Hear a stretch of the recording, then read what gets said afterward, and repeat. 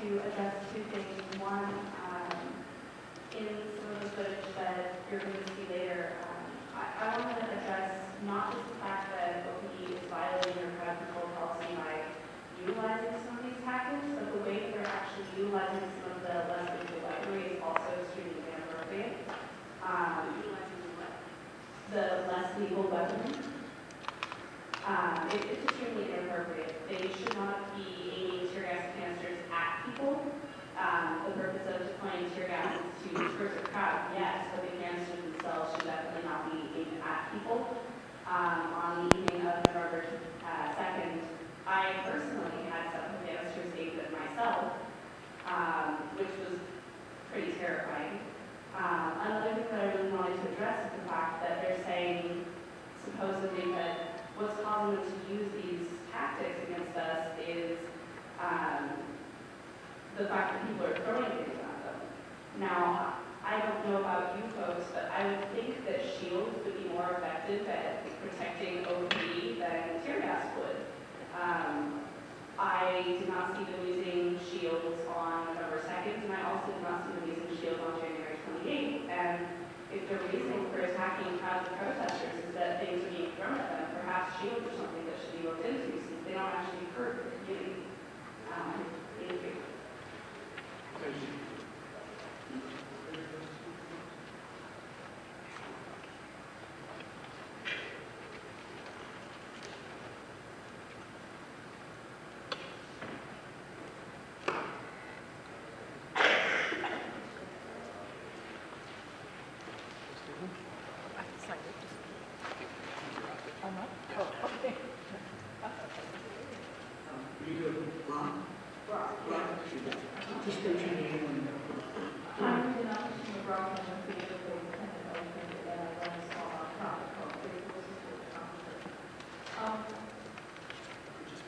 Yes, sure.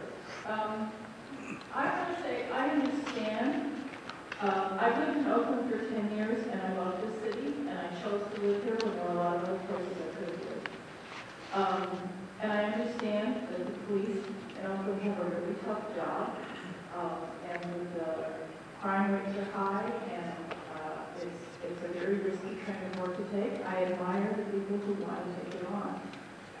I do not understand why the resources of the city and the police are being used by the city to harass mostly peaceful demonstrators when we have the kind of crime problems we have.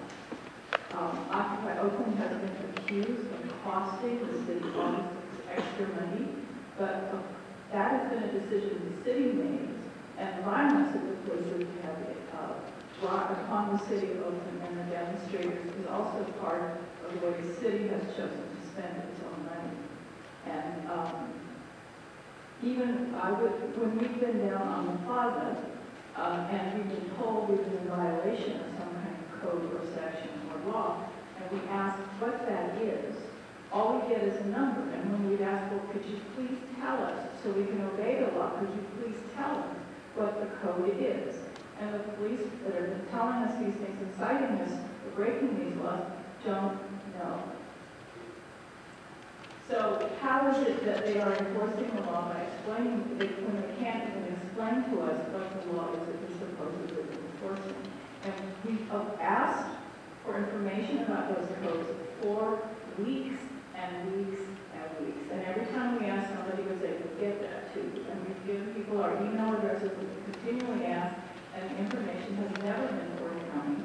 We finally went and looked it up online ourselves once we got the numbers straight, and it was clear to us that we were not violating anything we could see in the code that we had been cited for.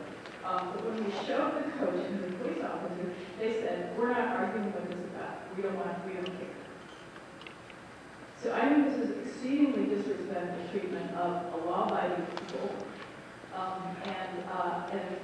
And I challenge the city to consider why it's needing to spend its resources doing that rather than really doing the job that the police are hired to do, which is to uphold the law. Thank you. Thank you.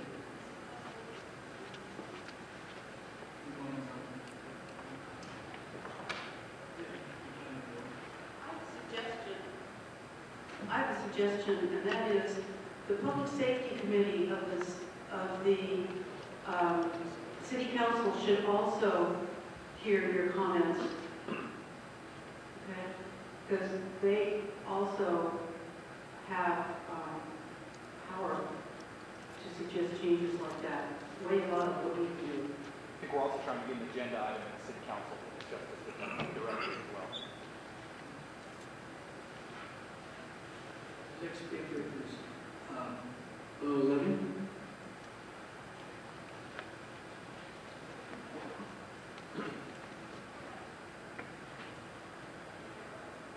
Hi, my name is Bo Lee. I'm an independent journalist. I document, record, and report on the Occupy movement. My focus is police brutality and police saving live. In the city of Oakland, I've been threatened, intimidated, and followed by the Oakland Police Department. I also have lethal and so-called less lethal weapons pointed at my head and upper body. At the last several Oakland marches I've attended and recorded, I've seen Oakland police officers not only attack peaceful protesters, but they have also provoked and incited violence.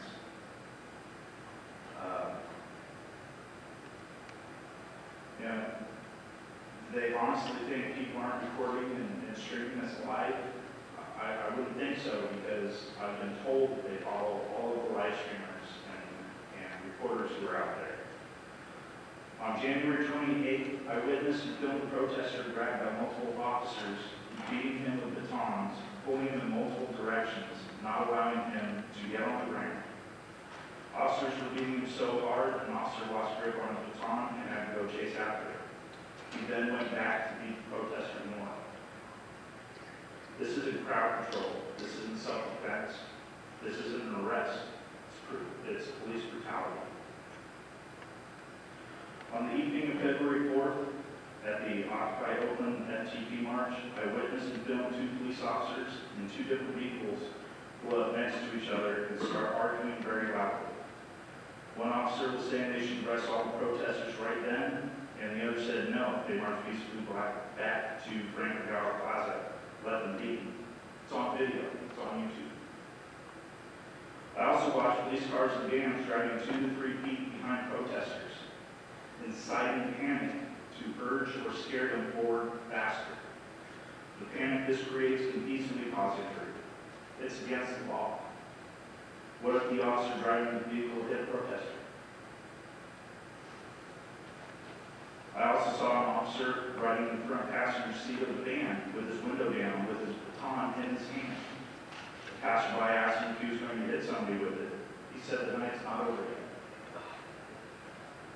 The Oakland Police Department is about to be taken over by the federal government, and for good reason. The department has shown it can't get things done. The department has shown to the world that they can't follow the laws they are sworn to uphold. They refuse to protect the people. Maybe the department should be called the Oakland Police Department of Make Things Up, because it sure seems that that's what they're doing. Arresting people for reciting poetry while riding a bike.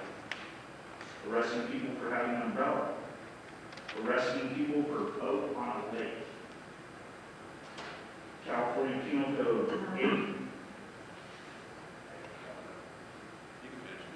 Appreciate it. California Penal Code 830.10 states a peace officer must have name and or badge number shown at all times. Some Oakland police officers are still breaking that law. They also refuse to give names and badge numbers when asked, threaten to charge people with California Penal Code 149, obstruction. That's illegal. Thank you. Adam Cass.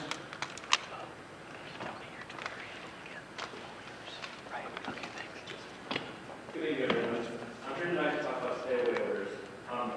Both the district attorney and Joanna Watson of DOT have issued press releases or other statements saying that they're issuing stay-away orders against violent Occupy Oakland protesters. This is blatantly false. Many of the people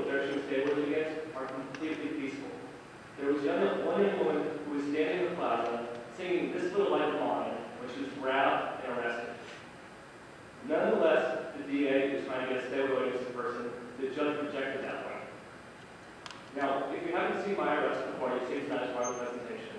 I showed up in the plaza late one night to take pictures of police officers and journalists. I made every attempt to listen to police commands, and nonetheless, I was arrested. In a couple weeks, they're still prosecuting my case. A couple weeks I'll be back in court, asking for a bail exoneration. Chances are that I will be next for a stay waiver. The DA will try and keep me away from City Hall. So I'm asking for a personal favor here right now. To at least send a note to the board, which will letter to the district attorney, saying two things. One, it's a violation of rights to prevent people from speaking in city council meetings and these meetings. And two, that I personally have been a constructive presence here, and you can be inappropriate for me to give a stay waiver so I can no longer attend these meetings. Thank you very much. My name is Adam Katz. Thank you.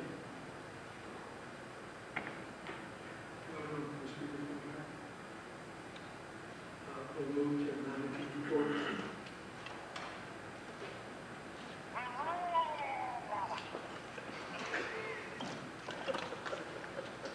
Okay, the first thing I wanted to share as part of the manager's report is I wanted to give the board an update regarding the location, date, and time of the Occupy Oakland Forum, which was postponed. I have been in conversation with Reverend Buford of the Allen Temple Baptist Church, and they've agreed to host the Occupy Oakland Forum that we postponed on May 16th from 6 to 10 p.m. My understanding is that members of Occupy have attended events and have worked with the Allen Temple Baptist Church and currently working with them. And my understanding is that Allen Temple Church is happy and is appreciative that they were considered as a possible location. So that's the set time. I will give you updates. It is May 16th from 6 to 10 p.m.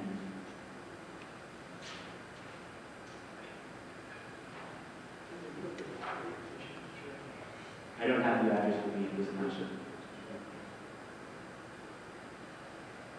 As of March 8th, 2012, there are 41 CPRB cases, 37 active cases, 4 pending closure this evening. There are 16 toll cases.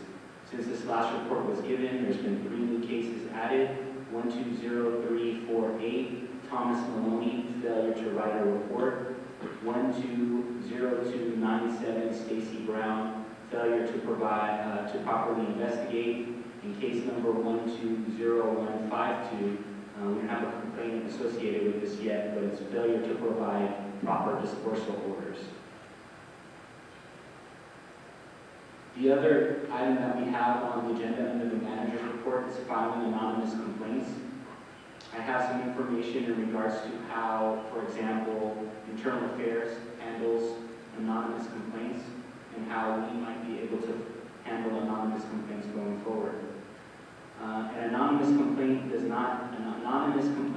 not divulge any information about themselves, their name, their address, or phone number while filing the complaint, and therefore is not available to participate in the investigation in an ongoing way.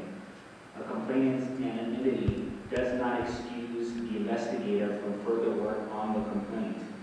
When receiving an anonymous complaint, the investigator shall, to the extent possible, attempt to corroborate the information provided in the complaint, including the occurrence of the incident, the identity of involved personnel, and so on, find additional witnesses if possible, and record the complainant's name as anonymous and select anonymous in the database. The complaint may be administratively closed if, after due diligence, the investigator is unable to link the allegation to an incident or identify subject personnel based on the anonymous complaint. So it is possible in CPRB for us to accept anonymous complaints, but as mentioned in this description, there's some significant challenges. The first is that the person's agreeing not to share their information, their personal information, so that makes it difficult for them to participate in the investigation. The other part is that it's limited in regards to the information that we can collect, such as witnesses and additional evidence. but it is an option for complainants to face those issues. Also, if a person is deciding to file an anonymous complaint, they're also forfeiting their option to have a possible hearing on their case. Is there any questions about the anonymous complaint?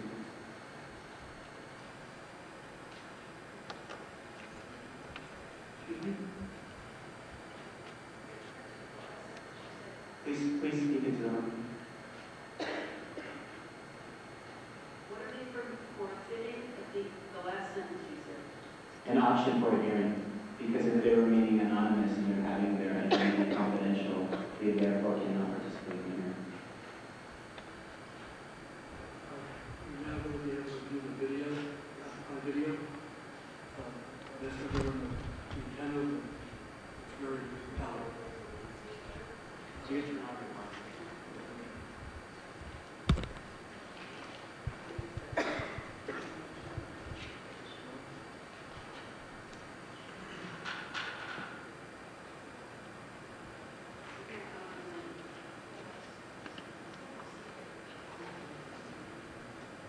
Hey Todd, could you please turn on the monitors for at the dais?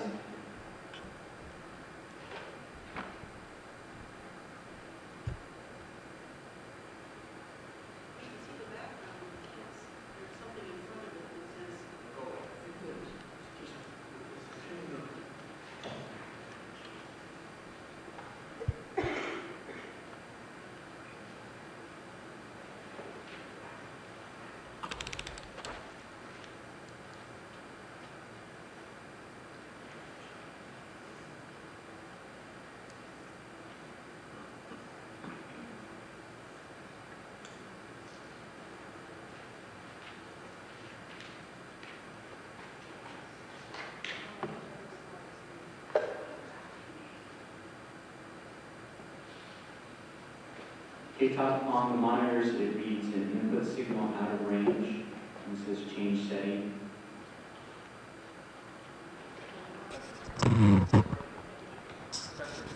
Yo.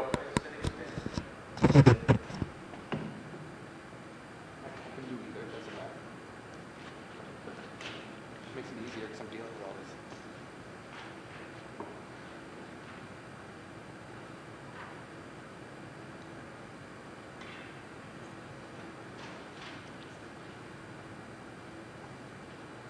Guys, have you monitored her? No. Okay.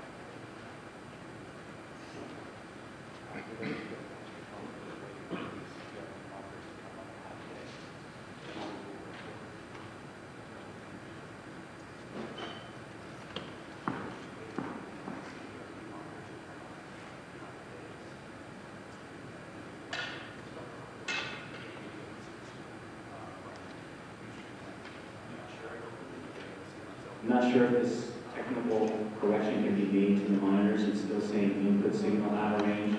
If that's the case, then what we can do is go out from behind the dais and sit over here in the chairs, and we can watch the meeting. Mine said, monitor going to sleep.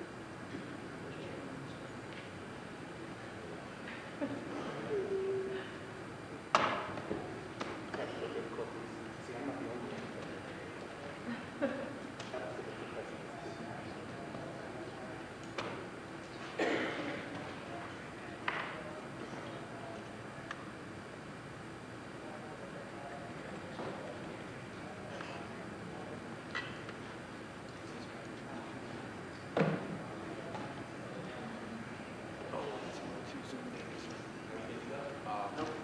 This is the normal Ustream, ustream.tv/Occupy Oakland. You can see the presentation going to ustream.tv/channel/Oakland.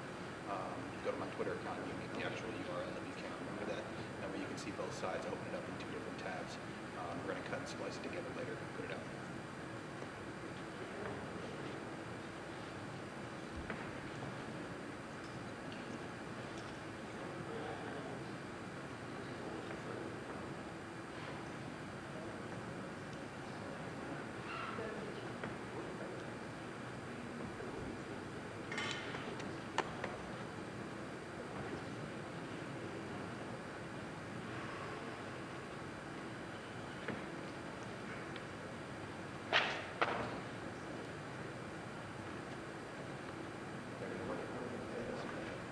Thank you.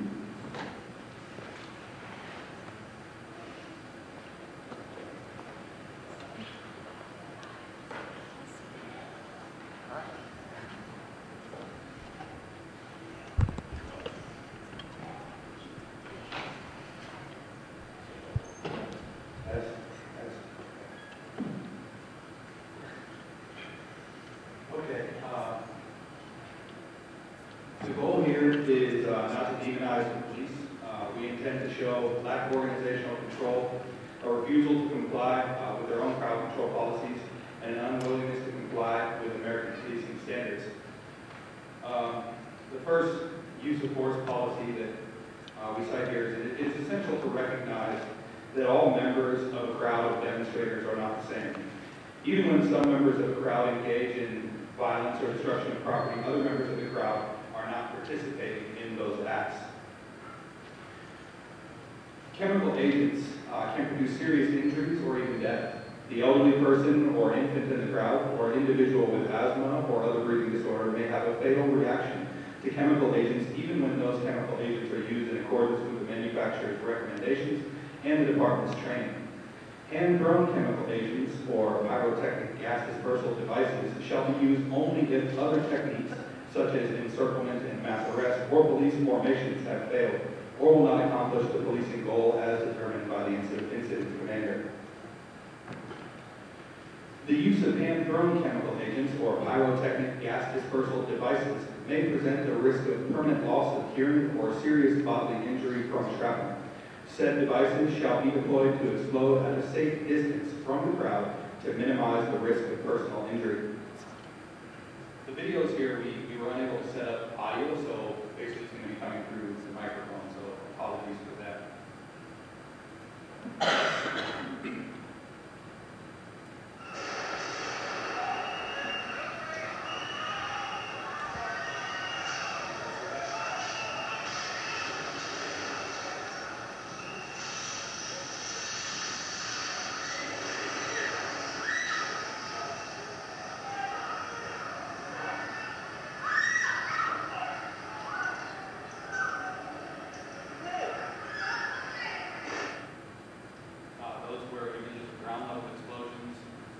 The next video is an aerial shot.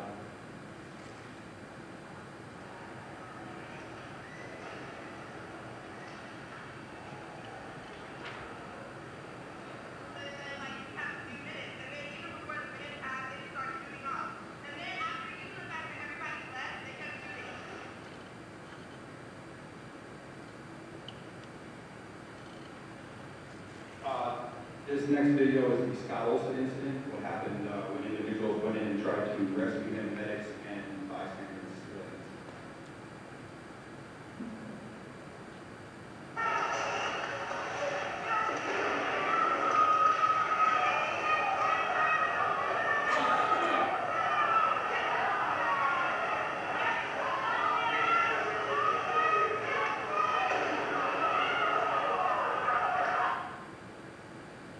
Again, completely against the crowd control policies that we just read.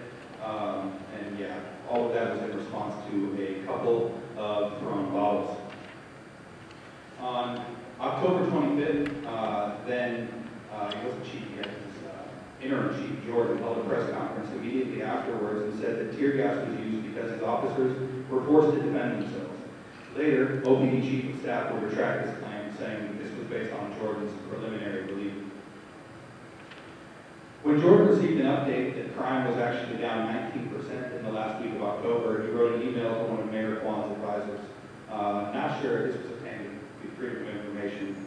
Not sure how you want to share this good news, he wrote. It may be counter to our statement that the Occupy movement is negatively impacting crime in Oakland. The next set of slides are filled with facts from OPD's own dispatch records regarding the court shutdown on November 2nd. This is the Traveler's Aid building. The first dispatch came in at 11:25 p.m. It says intelligence suggests music, dancing, and waving flags around. No disturbance, just a party. Less than 20 minutes later comes the 11:44 p.m. dispatch that reads, need a saturated effort, need to flood the streets with police. In Santa Cruz, 75 occupiers took over a building. Santa Cruz Police Department waited them out and ended the situation with no violence. OPD turns what they described as no disturbance into a war zone, all in the span of about 30 minutes. The next dispatch at 11:55 says, announcements to disperse started now. In the very same minute, the first explosion was heard somewhere. I was actually present on Broadway at the time, at the corner, that intersection, famous intersection, Broadway, Telegraph, and 15. I was present on Broadway when the first explosions were heard at that time. At 11:57 p.m., they report seeing a lot of people running. So again, within the same minute of the first announcement, you have the first explosion. Now we go into more crowd control policies. When reasonably necessary for protection of the officers or to disperse individuals in the crowd pursuant to the procedures of this policy, batons may be used in a pushing or jabbing motion. It does not say swinging. Baton jabs should not be used indiscriminately against a crowd or a group of persons, but only against individuals who are physically aggressive or actively resisting arrest. This next video is the K-Man incident on November 2nd.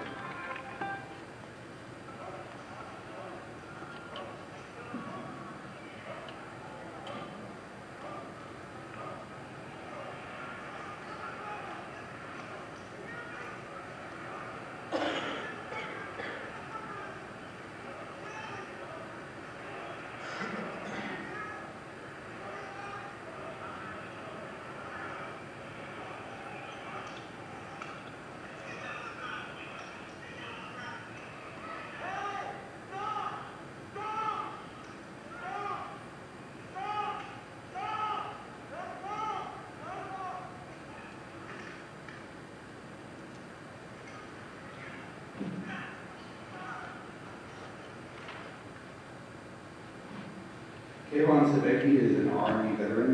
As a result of what happened with this police beating, he ended up with a lacerated spleen. He was denied medical attention for about 16 hours in custody, and eventually he was rushed to the emergency room in critical condition. Next is another OPD crowd control policy. Direct fire SIM, otherwise known as special impact less than lethal munitions, may be used against a specific individual who is engaging in conduct that poses an immediate threat of loss of life or serious bodily injury to himself, herself, officers, or the general public, or who is engaging in substantial destruction of property which creates an imminent risk to the lives or safety of other persons. In such instances, direct fire SIM shall be used only when other means of arrest are unsafe and when the individual can be targeted without endangering other crowd members or bystanders. This next incident is the Scott Campbell incident on November 2nd. I'm sure you guys have all seen this video before. Is this okay? Is this okay?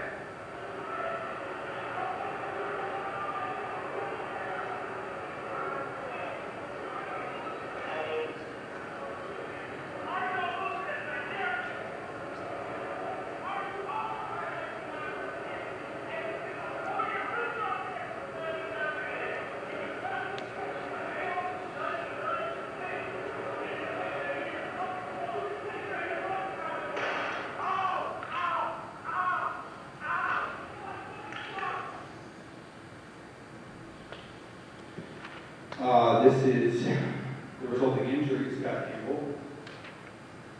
The next slide is another OPD crowd control policy. Any person struck by a round shall be transported to a hospital for observation and any necessary treatment. Ambulance service, if required, shall be ordered per General Order I-4. First aid, when necessary, shall be administered per training bulletin I-5.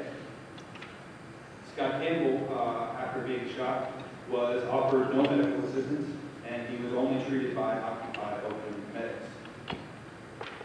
Another crowd control policy. The media shall be permitted to observe and shall be permitted close enough access to the arrestees in order to record their names. Even after a dispersal order has been given, clearly identified media shall be permitted to carry out their professional duties in any area where arrests are being made, unless their presence would unduly interfere with the enforcement action. This is Susie K.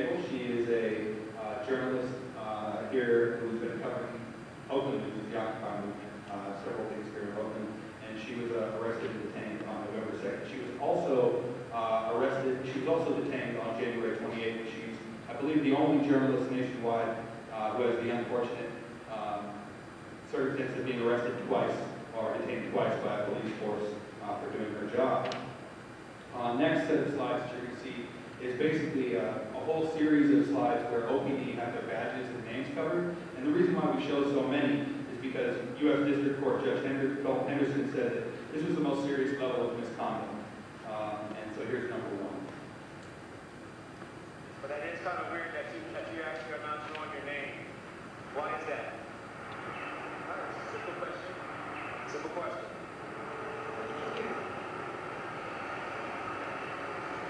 Excuse me, Sergeant. Mr. Wong. Actually, he's Lieutenant. Am I speaking to you, sir? Is it against policy for cops to hide their name badges? Should it be in plain view? He has it on tape. Isn't that wrong? It's taped up. Isn't that wrong for him to do that? Is that against policy? No, right bicycle across the street. Isn't that against policy? That is against policy, right? They just turned around his camera too. They just turned around his camera too. Thank you. That's all. I want to be fair.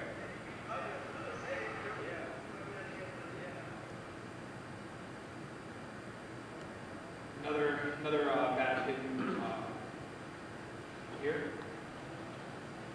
It's very hard to hear, but she's asked. Very hard to hear, but she's asking for his badge number. She's stating he has a legal obligation to present his badge number.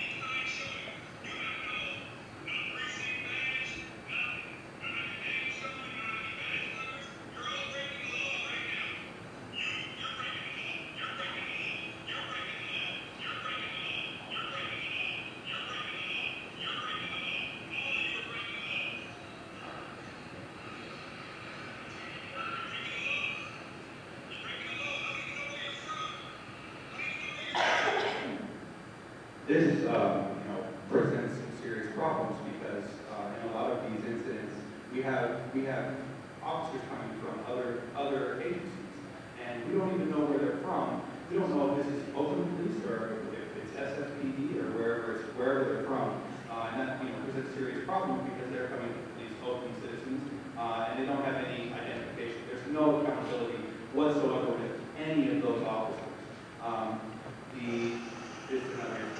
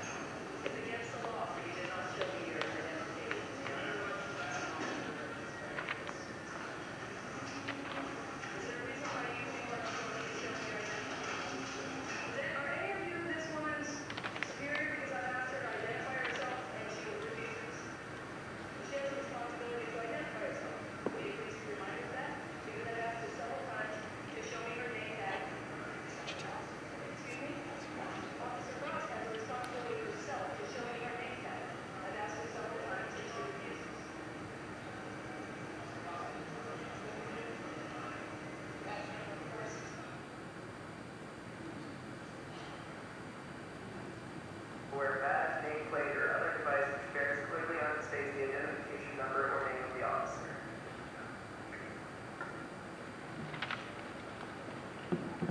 Officer, can you tell us your name and badge number? Be careful with this one. You're doing right now. Jail. Last week's illegal done. You're in violation of law. Violation of 114. How far away is that? So basically, rather than simply responding with his name and badge number, he threatened this individual with arrest.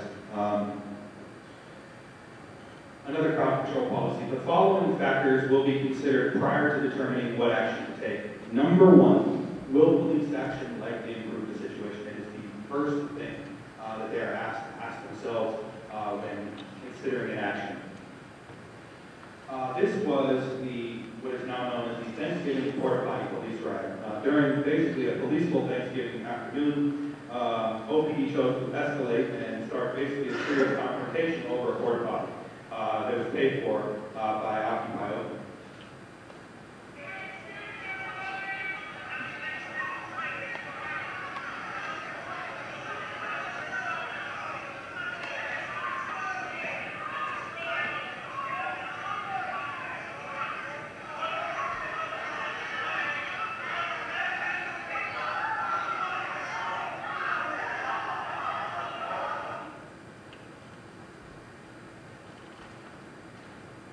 This next set of slides is referring to the port shutdown on December 12th, the second port shutdown, the West Coast port shutdown.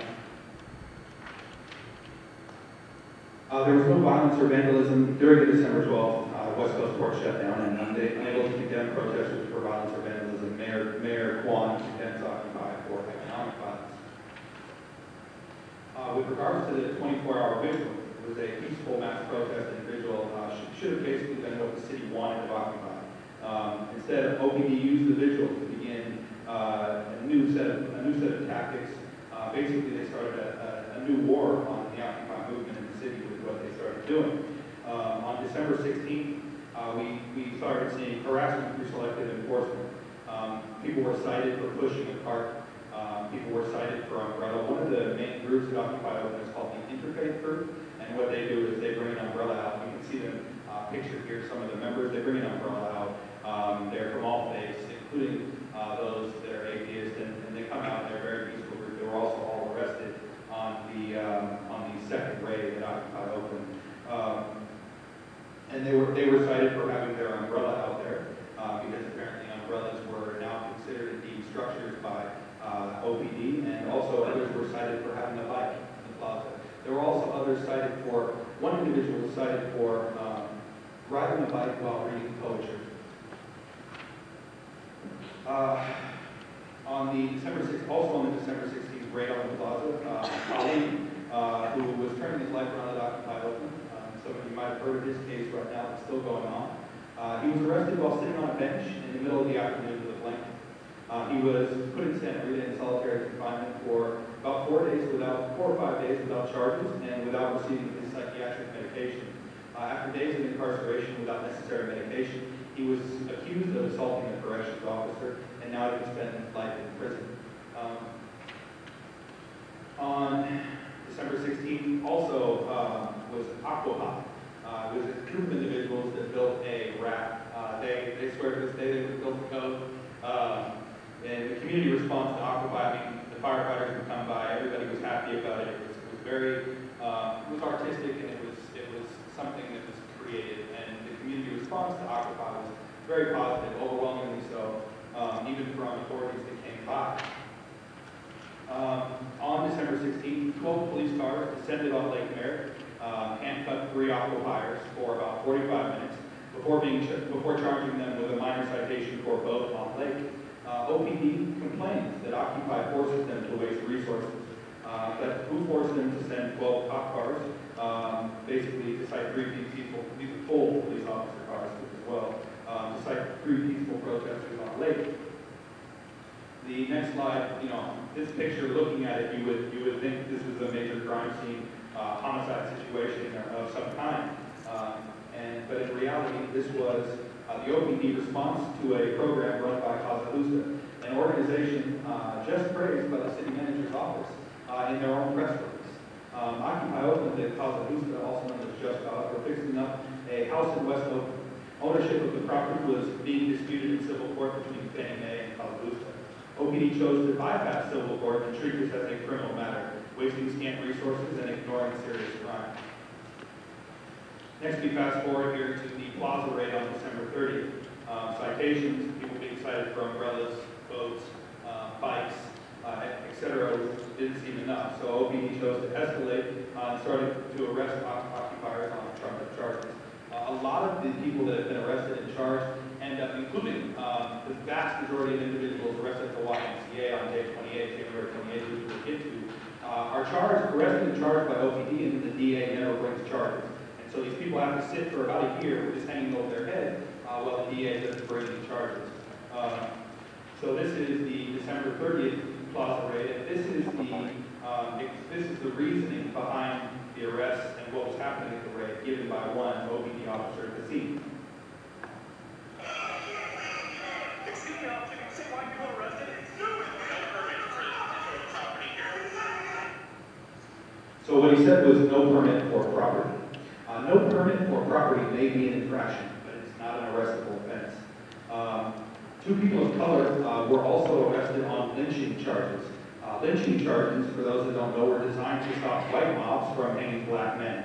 It was originally created in 1933. It's rarely been used in the past 30 years, but it's now being used against protesters of color in Oakland. Horrific. Those arrested on December 30th faced horrific conditions in OPD custody. Some were kept in 7 hours in a van with no food, water, bathroom, fresh air, or light. Hands were turning blue from handcuffs or zip ties on too tight. These are crowd control policies with regards to zip ties.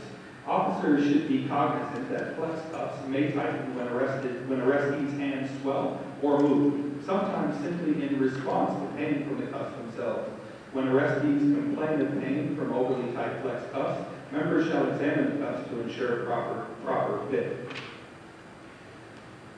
This is the vigil on January 2nd. This is a picture of that vigil. What you see is the symbolic teepee and a crowd of peaceful demonstrators at the vigil.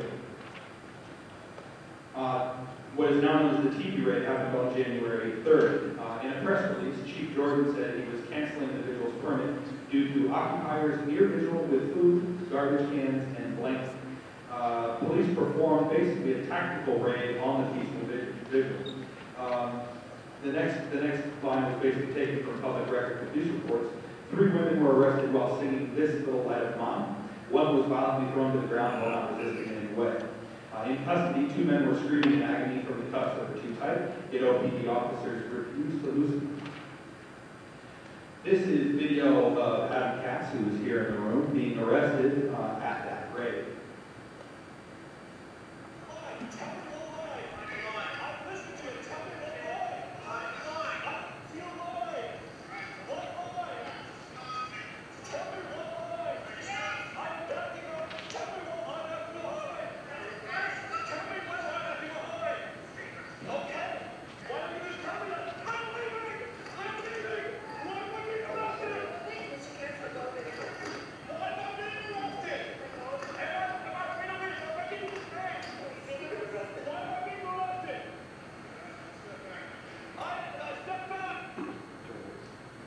What you'll notice when you watch that video is there are other cameramen from mainstream media outlets as well as citizen journalists that are closer that he passes by as he's backing up. And he passes them by about 30 feet, and then they arrest him at the curbside. This next slide is police running through the crowd with no dispersal order or warning at the January 6th FTP march.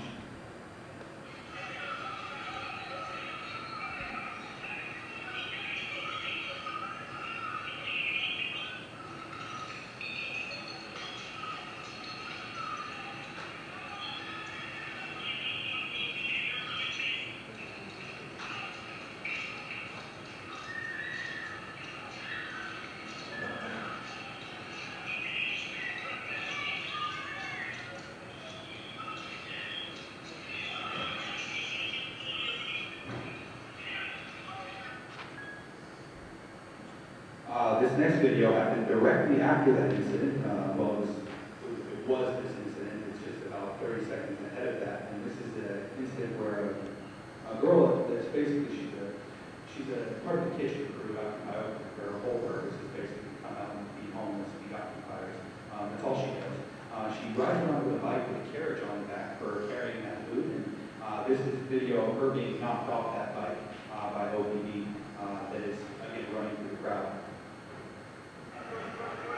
We're on the sidewalk here. You guys clear this one out.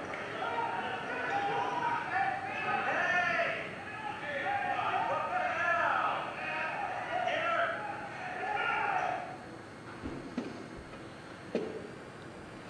On Movement Day, January 28th, police some new tactics as well.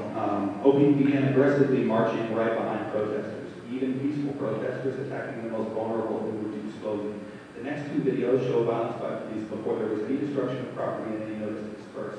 This was before the Kaiser Center tear gassing was on the way, initially leaving the plaza to the Kaiser Center. This first video is of an elderly man standing in front of the police line being knocked down and hitting the back of his head on the cement.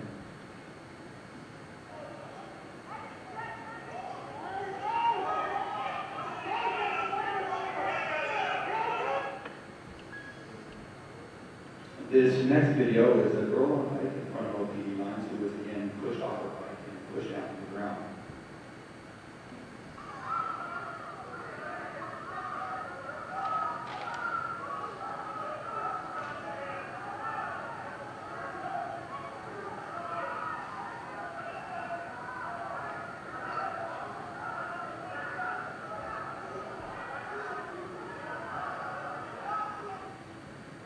We read earlier the crowd control policies that had to do with the Tom shows and the Tom jabs, and I don't feel that she was being aggressive in any manner or violent towards OPD in any way. In fact, she was talked to her, she was trying to get out of the way. This next video comes from, well, we have another use of force policy. We restated here because it has to do directly with the videos you're about to see. The use of hand-thrown chemical agents or pyrotechnic gas dispersal devices may be present or may present risk of permanent loss of hearing or serious bodily injury from shrapnel. Said devices shall be deployed to explode at a safe distance from the ground to minimize the risk of personal injury.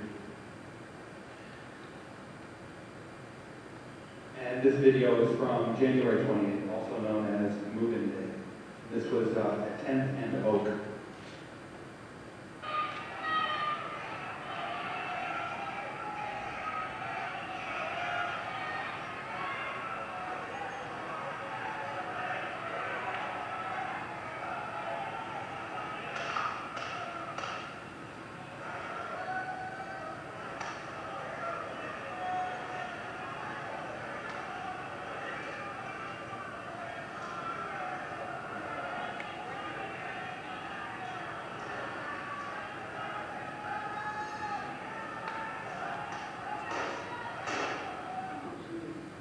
So what we have essentially is what I would consider, number one there, it's completely against their own crowd control policies to freely lob flashbangs, tear gas canisters in the midst of a crowd like that. Also, they use direct fire munitions. And also, this was while an individual was lying on the ground severely injured. This next video is also from Move-In Day. It's 19th and Telegraph. It's the park there. OPD had basically kettled the march or boxed in, at which point in time you will see chemical weapons being used against the protesters at the far end of the video.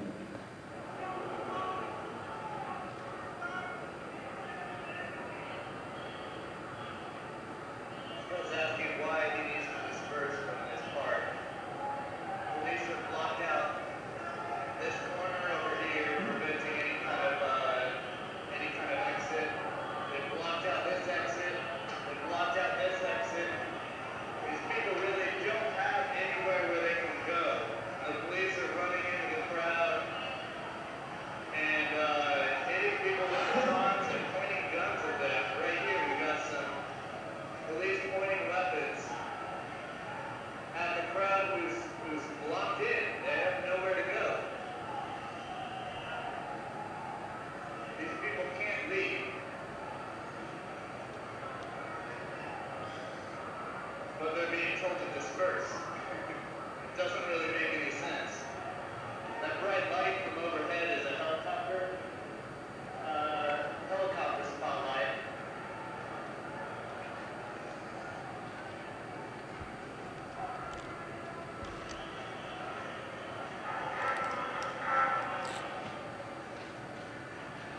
This is crazy. These people really can't, they have nowhere to go.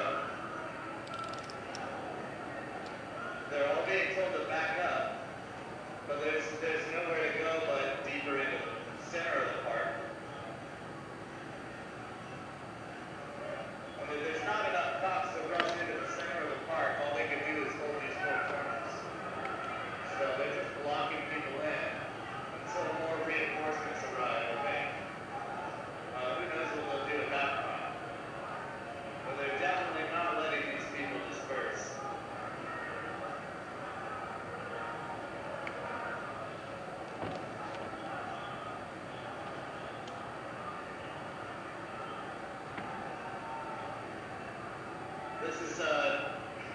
just so I don't seem like my video is one-sided.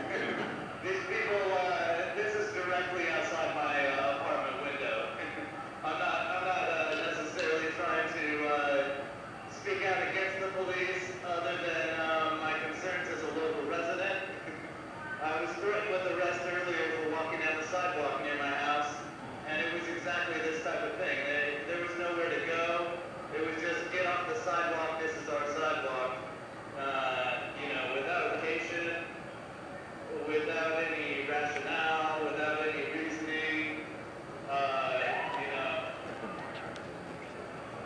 It was requested that I leave immediately, and I was just trying to get home.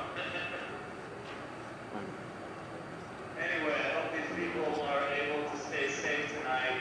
I think the real threat to public safety here is the police more than this crowd. These people aren't doing anything other than trying to protest.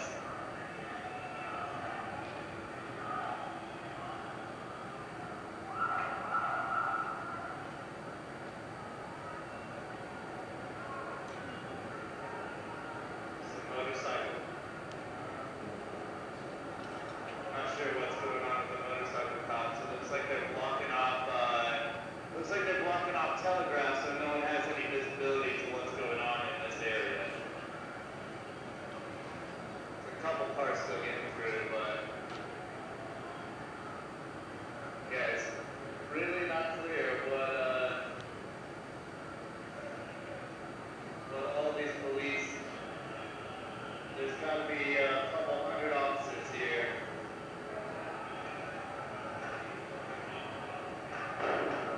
Oh man, okay. We got flash things going off over here. They're running into the crowd and hitting people with batons.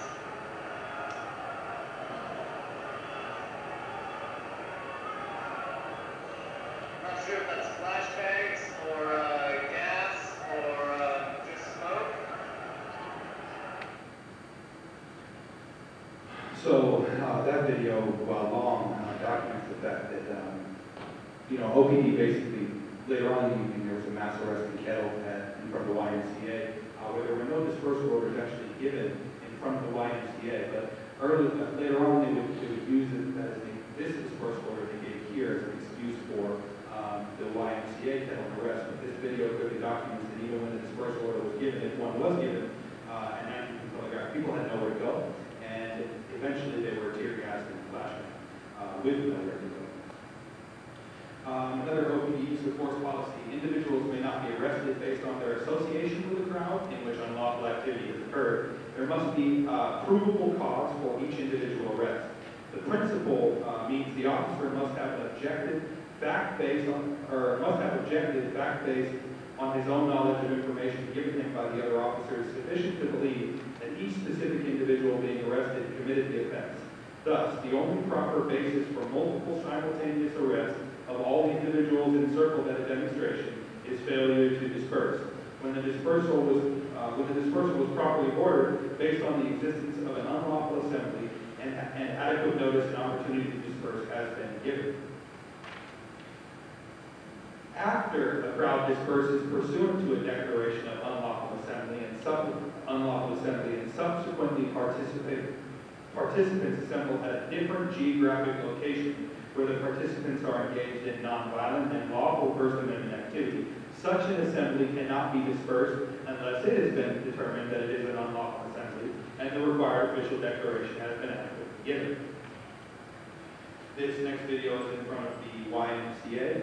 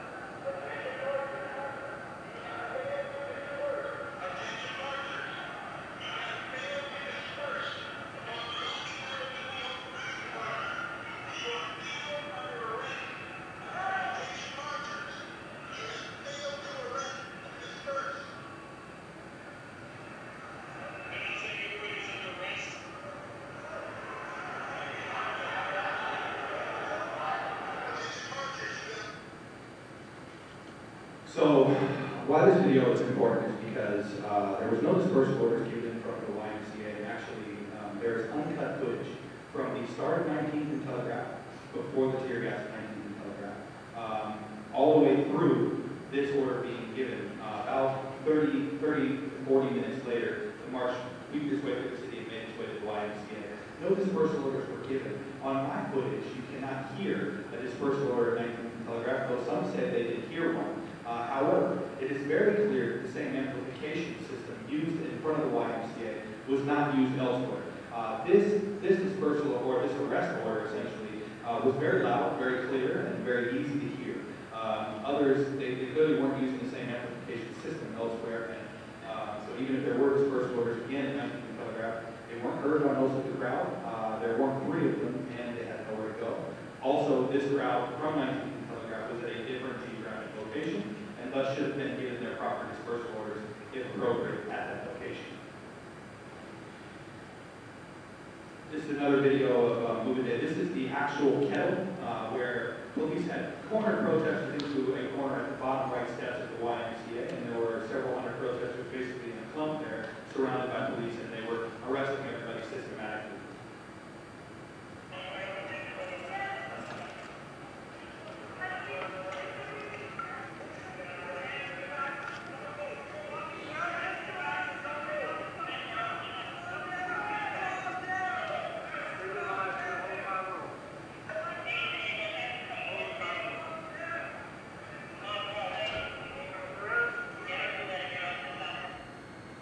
So this individual was pulled out of the crowd, hit on his way down to the ground, then he was rolled over onto his stomach and hit again with a baton by a police officer. On Moving Day, 6 journalists were arrested and detained. 409 people were illegally arrested without dispersal order. They faced, again, horrific conditions in custody. They were denied medication. Some spent 7 hours on the sidewalk in handcuffs, and up to 50 hours in custody while being processed. 25 people were often put in a cell designed for 5. People had to stand for days because there was no room to sit. This slide is with regards to medics and legal observers. Number one, their vital jobs. These individuals are clearly marked. Legal observers come out, NLG observers and other observers come out clearly marked bright neon green hats. And medics have red crosses pasted, when they mark up, pasted to their shoulders, to their backpacks, to their chests.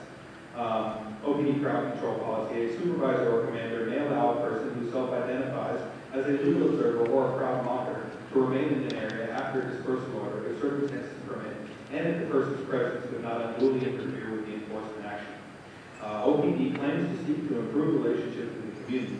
Arresting people who are there specifically to help seems contrary to this goal. There were some people arrested in front of the YMCA who just happened to be on the block when the protest showed up. They just happened to get caught up in the march and in the kettle as OPD came out. Some individuals who were in the YMCA at the time were allowed to come out and leave, but other individuals who were caught up in the kettle were arrested. That had nothing to do with the march. After everything you've just seen, only one officer has been suspended and only one demoted. I believe a lieutenant was demoted to sergeant. This was from the Picks Police badge case. That officer, as a lieutenant, was demoted to sergeant, I believe, and the officer that had his name covered was suspended, I believe, for a couple of weeks. The acting chief, who has overseen all of this, has been promoted to actual Oakland Police chief. I believe we've shown widespread problems, serious problems throughout the chain of command, lack of organizational control. Officers believe they can act with impunity, hiding name tags. There's repeated use of disproportionate force and consistent violations of OPD's own crowd control policies. This was taken from a CNN article. Police officers have the power to either make their job simpler or more difficult. If they treat people well and build relations, people will cooperate. They'll have leads, witnesses, and informants. But if they see the people they're supposed to protect and serve the way an occupying army sees the native population, they're going to encounter resistance, suspicion, defiance, and other things that make their job harder. That is a recipe for chaos.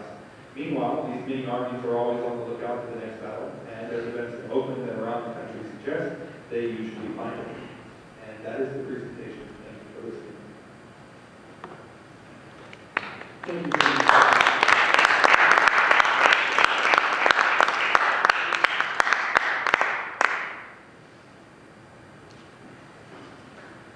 Yeah, we have one speaker, Elder Clark L.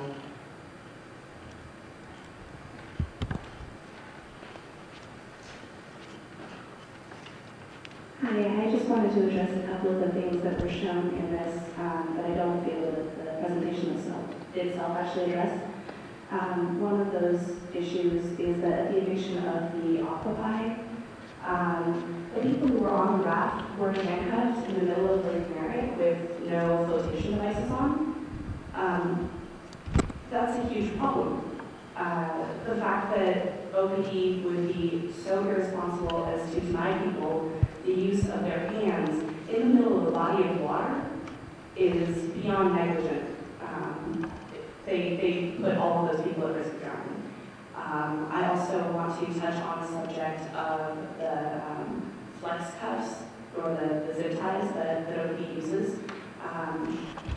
There is significant research to show that prolonged time in those zip ties, especially if they are too tight, can actually cause nerve damage in the hands and arms that is lifelong.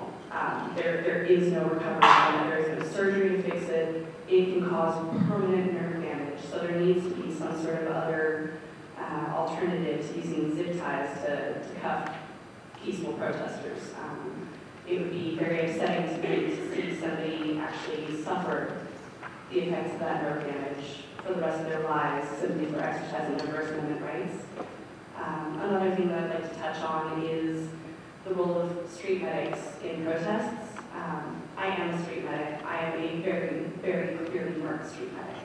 So when I say that I was targeted by tear gas canisters, by which I mean there were several of them shot directly at me on November 2nd. Not a single one of them landed less than a yard away from me. I'm sorry, more than a yard away from me. They were all within 3 feet.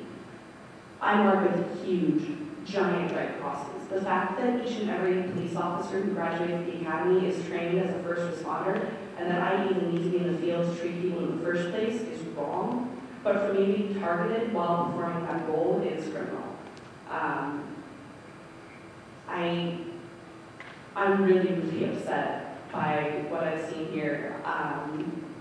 I've witnessed most of these events firsthand as a street medic. I have some pictures of other less lethal weaponry wounds that I would love to show anybody who's interested in seeing them, including a photograph of a young man's leg, which has been drilled through to the bone by one of the clean bag rounds that OPD routinely uses, because it was shot directly at this young man as opposed to banked off the ground as they're supposed to be.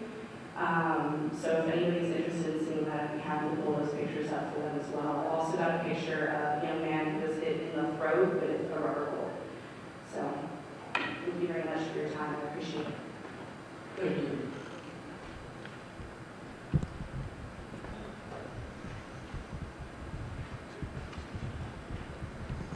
Any discussion? I think you did a beautiful job of documenting that, and I want to compliment you on that. It was a lot of people. Thank you very much.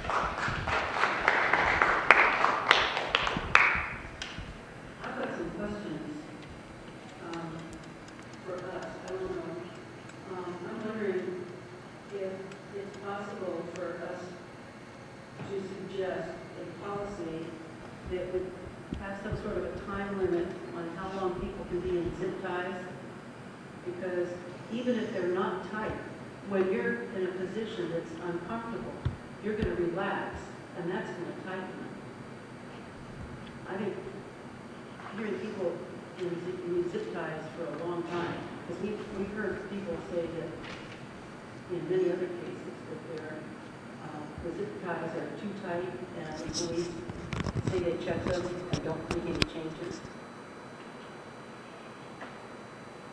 I also wonder, do we know who the incident commander is on each of the days that has been documented on this, so we have all that information? And is that the person that's really responsible?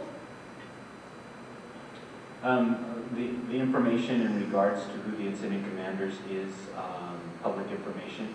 It is posted on the Oakland Police Department's website with a bunch of other documentation. What's included on there are the incident plans, which identifies the incident commanders for each of the events. So when an order is given, how is it documented as far as who's giving it, who it's given to, and when? And then how it's followed through? Do we know that? We're finding all that information now as part of the investigations. If you're interested, you can go to the police department's website and begin to look at some of those documents.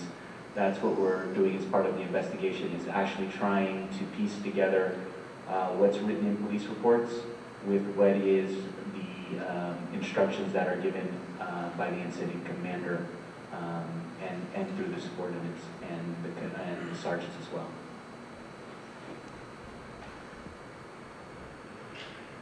Any other discussion? Yes, as it relates to the zip ties, where is this research and who did it? Is it possible to have that data forwarded to us? I can email it to you. Pardon me? We can find it and get it to you. I can email it. Do you have it? You mean the crowd control? I'm speaking of the zip ties. Yeah, I can email it to Ms. L., if you want to go ahead and forward that information to me directly, I will share it with our board. And if you do provide it to me, I can also put it into our packet for our next meeting. Any other discussion? I'm just curious to know if the 3 new cases filed are from the Occupy Oakland protesters? The third one is. The third one is talking about a failure to provide dispersal orders, and that is particularly outside of YMCA on the January 28th date. I think so far we've received 9. I don't have an exact count, but it's more than 9. More than- Yes, it's somewhere probably closer to 15 at this time. Do any of them have to do with the failure of medical attention in a meaningfully prompt time? Yes, there is a number of complaints, but there is one general complaint from Jim Channon and John Burris that explicitly defines that there was a violation of policy for a failure to provide medical assistance, particularly on October 25th. Any other discussion? In that case, we're going to go into close. Well, just one more thing. Sorry. Commissioner Shaw mentioned about a possible policy recommendation. A major agenda item or objective of the forum that's supposed to come forward in May is actually an opportunity for you as board members to start to consider and think about what policy recommendations that you might have to go forward with the events that you've seen so far, and as well as possible investigation material that you'll be able to review at that time. So if there are pending recommendations that you think or considering, certainly I'm more than happy to receive them at the time, but we will probably discuss them as a specific agenda item at that May meeting. Is it possible to get a copy of your PowerPoint? It's a keynote presentation, but yes. I've got Apple. Okay. I'm on that.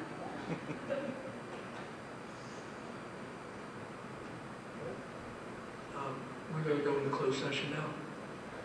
Thank you. All right. Thanks for watching. Thank you for